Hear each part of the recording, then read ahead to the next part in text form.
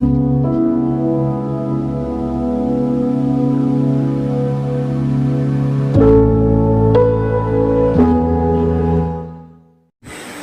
Friends, எல்லாரும் எப்படி இருக்கீங்க? நல்லா இருக்கீங்களா?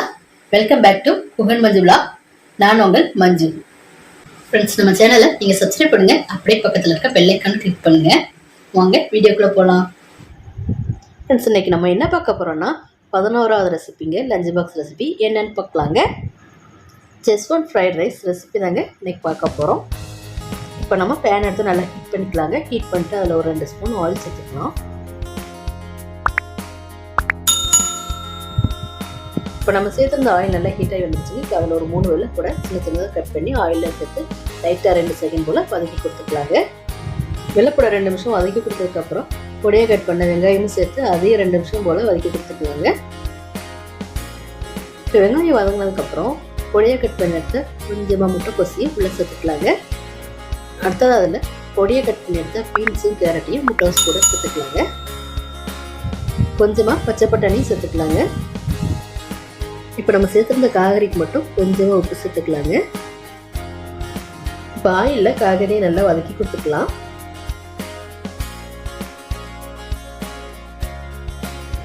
நம்ம சேர்த்துருந்த காய்கறி நல்லா வெந்து வரதுக்காக கொஞ்சமாக தண்ணி சேர்த்துக்கலாங்க.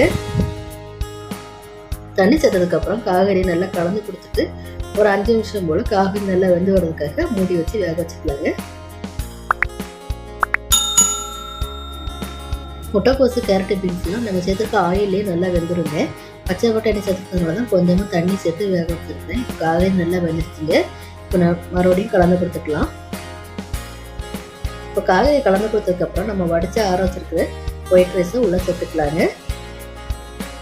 காய்கறி கூட எல்லா சாதத்தையும் சேர்த்ததுக்கப்புறம் செஸ்வான் ஃப்ரைட் ரைஸ் மசாலாங்க. இது எல்லா சூப்பர் மார்க்கெட்லையும் பொதுவாக கிடைக்குங்க. இது வந்து இப்போ சாதத்துக்கு தேவையான அளவு கொஞ்சமாக சேர்த்துக்கலாம்.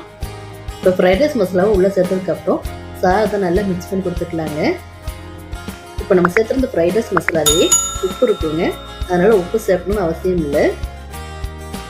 நம்ம சேர்த்துருந்த செஸ்வான் ஃப்ரைட் ரைஸ் மசாலா ரைஸில் எல்லாம் ஒன்று சேர மாதிரி நல்லா கலந்து கொடுத்துட்டாங்க. அடுத்தது கொஞ்சமாக ஸ்ப்ரிங் ஆனியன் அதையும் பொடியாக கட் பண்ணி சேர்த்து நல்லா கலந்து கொடுத்துக்கலாம். நம்ம வீட்டை குட்டீஸுக்கு ரொம்ப பிடிச்ச செஸ்வான் ஃப்ரைட் ரைஸ் எம்மியான டேஸ்ட்டில் ரெடி ஆகிடுச்சு ஃப்ரெண்ட்ஸ். இப்போ இறக்கிக்கலாம். ஃப்ரெண்ட்ஸ், லைக் பண்ணுங்கள், கமெண்ட் பண்ணுங்கள், ஷேர் பண்ணுங்கள், மறக்காம சப்ஸ்கிரைப் பண்ணுங்கள். அப்படியே பக்கத்தில் இருக்க பெல் ஐக்கானை கிளிக் பண்ணுங்கள். தொடர்ந்து சப்போர்ட் பண்ணுங்கள் ஃப்ரெண்ட்ஸ். தேங்க்யூ.